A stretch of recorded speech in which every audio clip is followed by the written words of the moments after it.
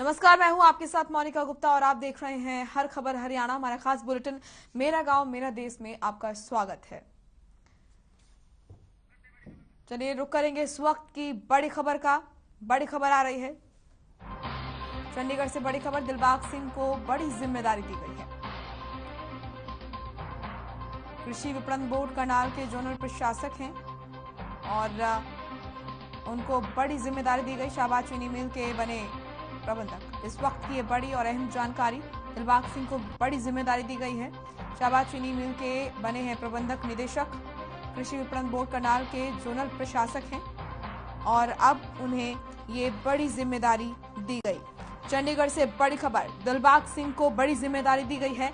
शाहबाद चीनी मिल के बने हैं प्रबंधक निदेशक, कृषि विपणन बोर्ड करनाल के जोनल प्रशासक हैं। दिलबाग सिंह को सौंपी गई अतिरिक्त जिम्मेदारी। इस वक्त की ये बड़ी और अहम जानकारी चंडीगढ़ से आप तक पहुंचा रहे हैं। दिलबाग सिंह को बड़ी जिम्मेदारी मिली है। शाहबाद चीनी मिल के प्रबंधक निदेशक वो बनाए गए हैं।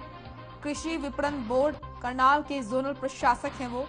दिलबाग सिंह को अतिरिक्त जिम्मेदारी सौंपी गई।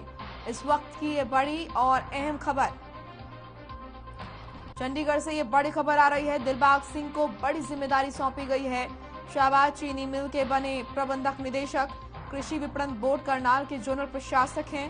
दिलबाग सिंह को अतिरिक्त जिम्मेदारी सौंपी गई।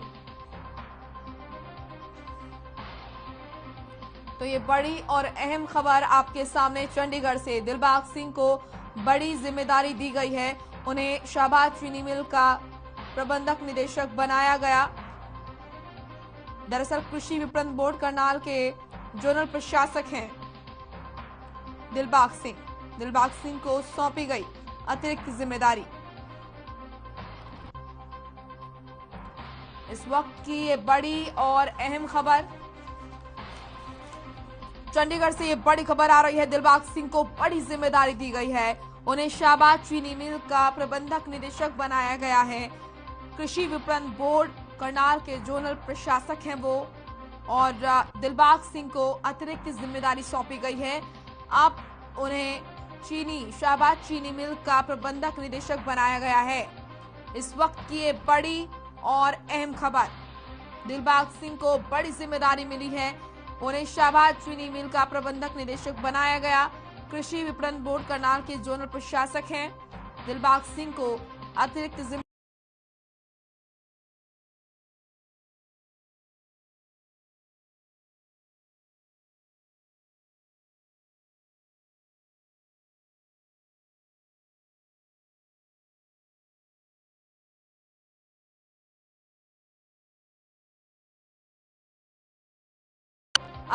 जिम्मेदारी सौंपी गई। दिलबाग सिंह को यह बड़ी जिम्मेदारी सौंपी गई है।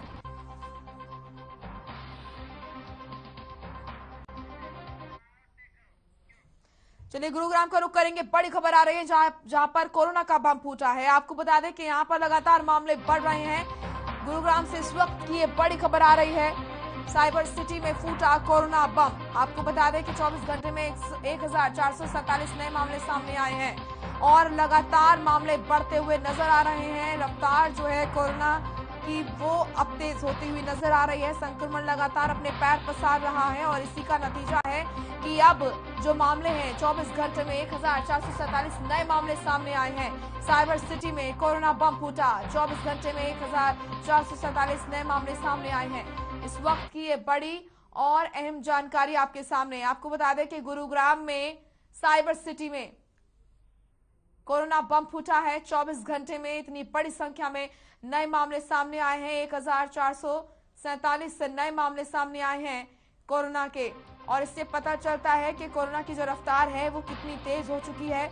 जरूरी है कि सावधानी बरती जाए क्योंकि लगातार एक के बाद एक केसेस सामने आ रहे हैं और ये चिंता का विषय है। ऐसे में जरूरत है कि सावधानी बरती जाए। फिलहाल ये बड़ी खबर गुरुग्राम से आपके सामने, जहां पर साइबर सिटी में कोरोना बम फूटता हुआ नजर आ रहा है। 24 घंटे में 1447 नए मामले सामने आए हैं और एक दिन में इतनी बड़ी संख्या में मामले सामने आना ये दिखाता है कि अब जो स्थिति है वो स्थिर नहीं रह गई है और आगे जो स्थिति है वो बिगड़ सकती है अगर एहतियात अब नहीं बरता गया तो ये बड़ी खबर आपके सामने गुरुग्राम से। साइबर सिटी में कोरोना के मामले लगातार बढ़ते हुए नजर आ रहे हैं।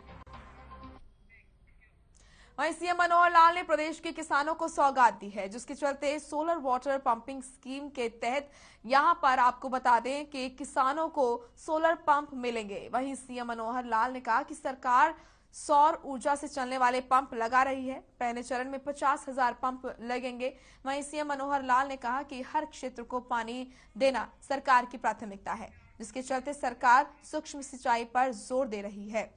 और इसी के साथ कई महत्वपूर्ण बातें भी यहाँ पर कही गई जिससे किसानों को फायदा होगा। सरकार ऐसे कई जो कदम है वो उठा रही है कि सिंचाई के क्षेत्र में और ये जो सौर ऊर्जा का क्षेत्र जो आज से 7 साल पहले तक हरियाणा में ना के बराबर था, कोई जानता तक नहीं था, लेकिन पिछले 7 साल में हमने इसको खूब बढ़ाया है, खूब आगे किया है और इससे एक पंथ कई कार्य इससे हो रहे हैं। इसलिए आज जिन किसान भाइयों को इसका लाभ दिया जा रहा है, खास करके जो 200 लोगों को सर्टिफिकेट दिया है और 68 लोगों को सीधा उनका जो पंप का उद्घाटन किया गया है, ऐसे यहाँ बैठे हुए सभी लाभार्थियों को, सब किसान भाइयों को मैं बहुत ही बधाई देता हूं और बहुत ही शुभकामना देता हूं। और इसी प्रकार बाकी किसान भी इनसे जुड़ करके इनके सारे कार्यक्रम को देखते हुए आगे बढ़े, ऐसे मैं आशा करता हूं। भाइयों बहनों, हमने अपने देश को आत्मनिर्भर करना है। देश को करना है तो प्रदेश हरियाणा को भी करना है और हरियाणा की आत्मनिर्भरता एक क्षेत्र के लिए हमको आगे बढ़ना है। उसमें सबसे पहला है कि हम अपने खेतों में सिंचाई की व्यवस्था कैसे सारे क्षेत्र को सिंचाई कर सकें। हमने तय किया है कि हर खेत को पानी देना ये हमारा काम है। जब हर खेत को पानी देना है तो पानी आएगा कहां से? जितना पानी है उसी का बंटवारा करना पड़ेगा। उसमें हमने विचार किया कि जो खुली खेत यानी खुली सिंचाई होती है खेतों में, उसकी बजाय हम इसमें सूक्ष्म सिंचाई को लेकर के आए और सूक्ष्म सिंचाई में चाहे ड्रिप इरिगेशन है और चाहे फुहारा इरिगेशन है, इससे हमारे पानी की बचत होगी। और 1 एकड़ अगर हम खुली सिंचाई को छोड़कर उस पानी को हम लघु सिंचाई इसमें सूक्ष्म सिंचाई में यूज करते हैं तो 3 एकड़ पानी यानी उसका सिंचाई के लिए पर्याप्त रहता है। इसलिए कम से कम खुली सिंचाई और उसके बाद ज्यादा से ज्यादा सूक्ष्म सिंचाई हम करेंगे तो हमारी सारी खेती को, हर एकड़ को हम सिंचाई योग्य बना सकेंगे। जो हमारी पावर इस समय उपलब्ध है, बिजली उपलब्ध है, उसकी पूर्ति करने के लिए हमने अन्य प्रकार के जो साधन है उसका भी उपयोग करना पड़ेगा। उसके अंदर सौर ऊर्जा ये सबसे बड़ा एक कार्यक्रम है जिसमें से हम पूरे प्रदेश में जहां आवश्यकता हम लगा सकते हैं।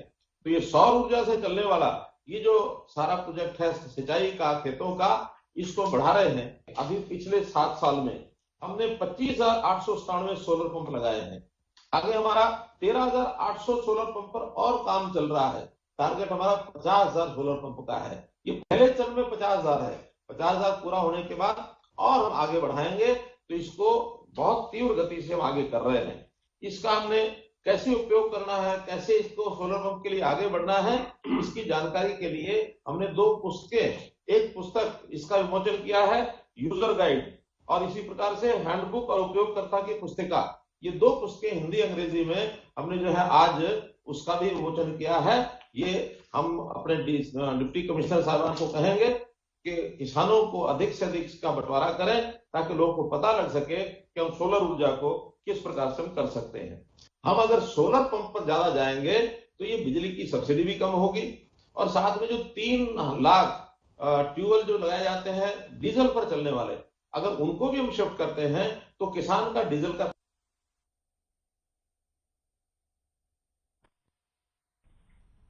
वहीं मुख्यमंत्री मनोहर लाल की अध्यक्षता में गुरुवार को चंडीगढ़ में high power land purchase committee की बैठक हुई, जिसमें कैथल जिला में चीका सिटी से यहां पर पटियाला रोड तक बाईपास निर्माण के लिए भूमालिकों की सहमति से ई भूमि पोर्टल के माध्यम 60.66 एकड़ भूमि की खरीद को मंजूरी दी गई है, जिसकी लागत लगभग 28.51 करोड़ रुपए आएगी।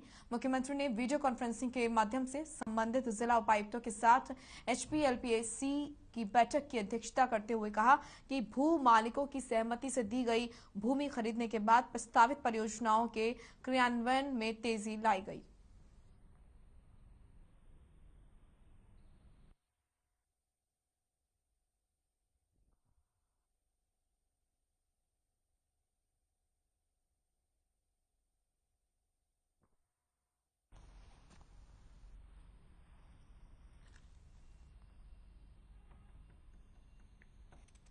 तो आपको बता दें कि यहां पर यह महत्वपूर्ण बैठक हुई, जिसमें मुख्यमंत्री मनोहर लाल की अध्यक्षता में गुरुवार को चंडीगढ़ में high power land purchase committee की बैठक हुई, जिसमें कैथल जिला में चीका सिटी से पटियाला रोड तक बाईपास निर्माण के लिए भू मालिकों की सहमति से ई भूमि पोर्टल के माध्यम से 60.66 एकड़ भूमि की खरीद को मंजूरी दी गई है।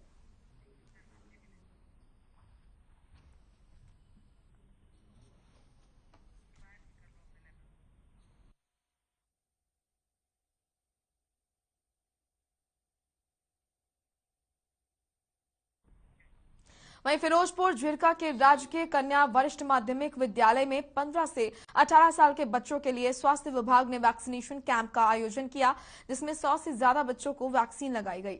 वहीं विद्यालय इंचार्ज डॉक्टर पवन कुमार यादव ने बताया कि जिला प्रशासन और शिक्षा विभाग के द्वारा प्राप्त आदेशों के अनुसार विद्यालय में टीकाकरण कैंप आयोजित किया गया और इसमें अध्यापकों के साथ साथ सफाई कर्मचारी ने भी सक्रिय रूप से टीम के साथ काम किया।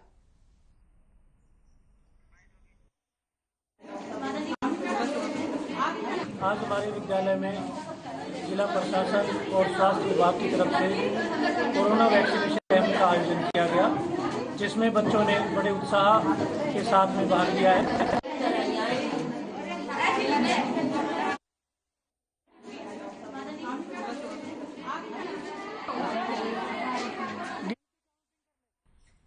चलिए अब खबर रोहतक से है, जहां 15 से 18 साल के बच्चे वैक्सीन लगवाने के लिए काफी उत्साहित नजर आए। बच्चों का कहना है कि कोरोना के खिलाफ इस लड़ाई में अब वो भी शामिल हो गए हैं। इन बच्चों को वैक्सीन लगाने के लिए रोहतक जिले के स्कूलों में वैक्सीनेशन कैंप लगाए गए। आपको बता दें कि प्रदेश सरकार ने 3 से 12 जनवरी तक सभी स्कूलों को बंद रखने के आदेश दिए हुए हैं।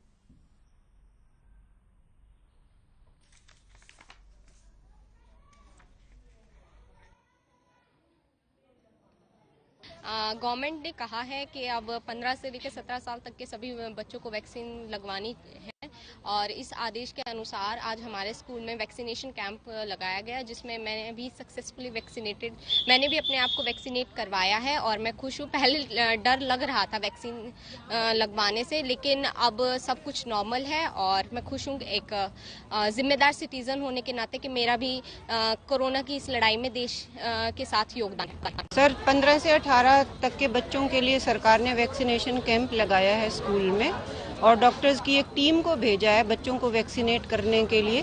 हमने जो है अपने सभी बच्चों को जो इसमें आते थे 15 से 18 वर्ष के बीच में, उनको सूचित कर दिया था, उनके पेरेंट्स को भी सूचित कर दिया था और आप देख ही रहे हो कि सभी बच्चे और कुछ तो अपने पेरेंट्स के साथ भी वैक्सीनेशन के लिए आए हैं। सभी पेरेंट्स में और बच्चों में इस बात की खुशी है कि सरकार ने समय रहते और बहुत ही आसान ढंग से सभी बच्चों की वैक्सीनेशन का अच्छा इंतजाम किया।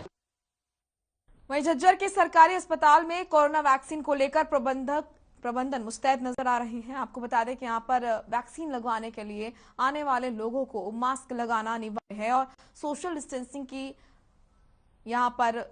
डिस्टेंसिंग का पालन भी करने की हिदायत दी जा रही है। कोई भी बिना वैक्सीनेशन के ना जाए, इसका भी ध्यान रखा जा रहा है। हालांकि कुछ मरीजों को इलाज कराने में समस्याएं भी हो रही हैं। नोडल अधिकारी डॉक्टर प्रीति ने बताया कि जितने भी लोग अस्पताल में पहुंच रहे हैं उन्हें वैक्सीन लगे, इसका पूरा ध्यान रखा जा रहा है। हालांकि जिन्होंने मास्क नहीं लगाए होते उनके लिए अस्पताल में तैनात पुलिसकर्मी चालान भी कर रहे हैं। तो झज्जर के सरकारी अस्पताल में कोरोना वैक्सीन को लेकर प्रबंधन मुस्तैद नजर आ रहे हैं और यहां पर वैक्सीन लगवाने के लिए आने वाले लोगों को मास्क लगाना अनिवार्य है। सोशल डिस्टेंसिंग का पालन करना भी यहां पर अनिवार्य है, कोई भी बिना वैक्सीनेशन के ना जाए, इसका भी ध्यान रखा जा रहा है। हालांकि कुछ मरीजों को इलाज कराने में समस्याएं भी हो रही हैं। नोडल अधिकारी डॉक्टर प्रीति ने बताया कि जितने भी लोग अस्पताल में पहुंच रहे हैं उन्हें वैक्सीन लगे, इसका पूरा ध्यान रखा जा रहा है।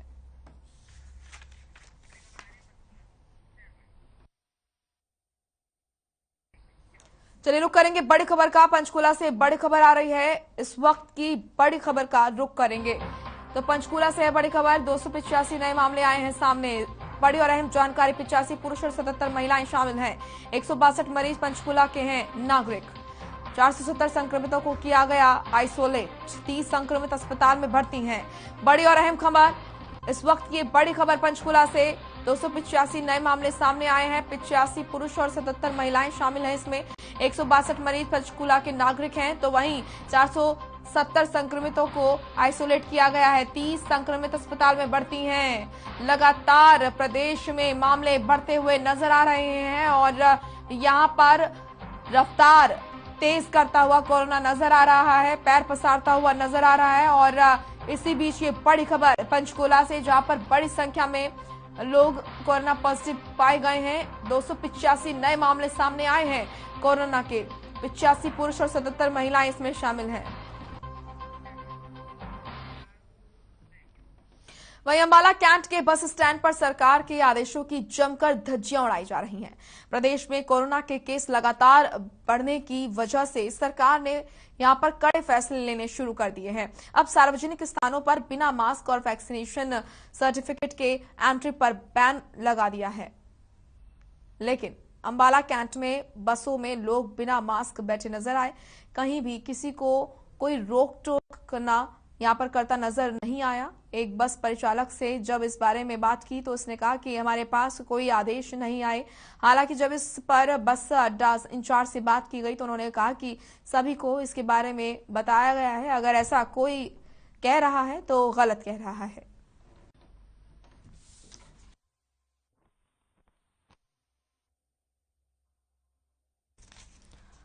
तो अंबाला कैंट के बस स्टैंड पर सरकार के आदेशों की जमकर धज्जियां उड़ाई जा रही है। प्रदेश में कोरोना के केस लगातार बढ़ने की वजह से सरकार ने कड़े फैसले लेने शुरू कर दिए हैं। अब सार्वजनिक स्थानों पर बिना मास्क और वैक्सीनेशन सर्टिफिकेट के एंट्री पर बैन लगा दिया गया है।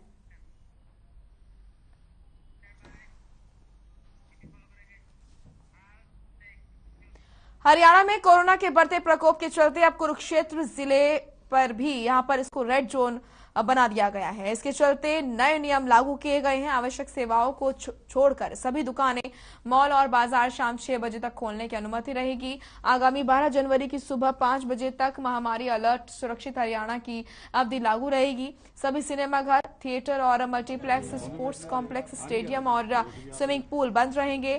किसी बाहरी व्यक्ति और दर्शक को स्टेडियम में प्रवेश की अनुमति नहीं होगी। जिले में इमरजेंसी और आवश्यक सेवाओं को छोड़कर सभी सरकारी और प्राइवेट संस्थानों के कार्यालयों में 50% स्टाफ के साथ काम करने की सलाह दी गई है।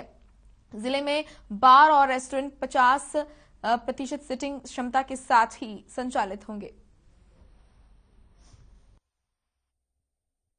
ये निर्णय लिया गया है महामारी अलर्ट सुरक्षित हरियाणा के तहत और भी रिस्ट्रिक्शंस अभी लगाए जाएंगे इसके अंदर, जिसके तहत मेन रहेगा जो मार्केट प्लेसेस हैं, मॉल्स हैं, वो शाम को 6 बजे ही बंद हो जाया करेंगे। उसके अतिरिक्त जो बिजनेस टू बिजनेस एग्जीबिशंस या कॉन्फ्रेंसेस हैं वो उसके प्रतिबंध लगा दिया गया है। इसके साथ ही बार्स और रेस्टोरेंट अपनी 50% कैपेसिटी पे ही चलेंगे।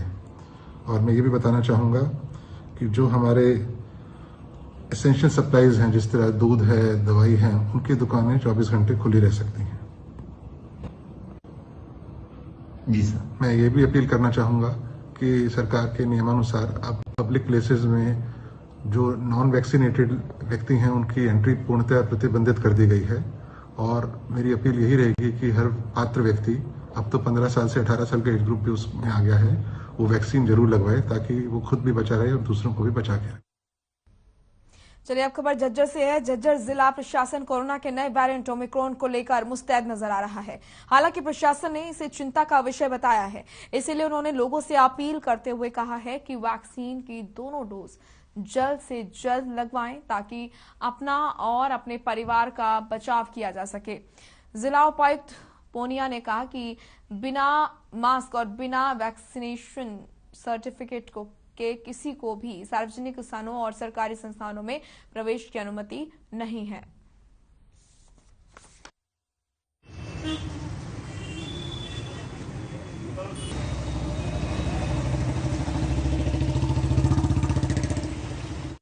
रहा है।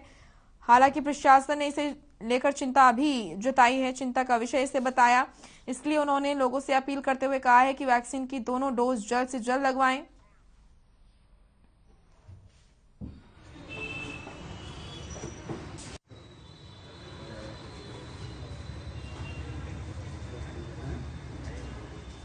ये कुछ दुकानदार 10 गाड़ियां ला गए खड़ी कर देता है जी ना।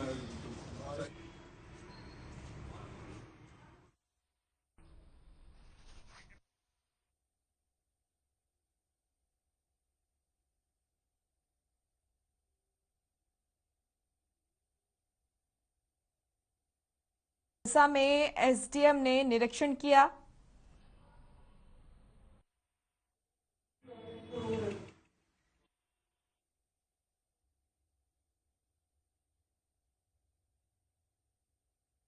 एसडीएम निरीक्षण करते हुए नजर आ रहे हैं।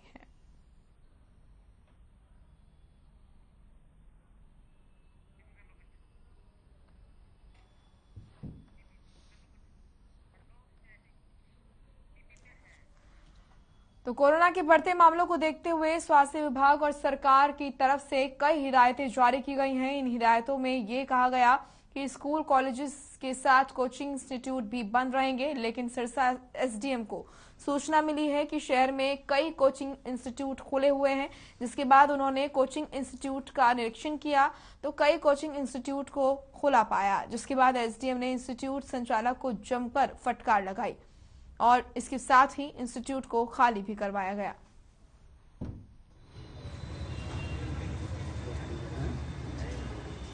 ये कुछ दुकानदार 10 गाड़ियां ला गए खड़ी कर देता है जी ना। हाँ, एक शिकायत मिली थी हमें कि जो कोचिंग इंस्टीट्यूट हैं वो पाबंदी के बगैर भी खुले हुए हैं, तो जांचा गया तो यहाँ स्टूडेंट्स थे तो उनको घर भेज दिया गया है और जो वायलेटर्स हैं उनके 5,000 रुपये का हमने जुर्माना किया कोचिंग इंस्टीट्यूट।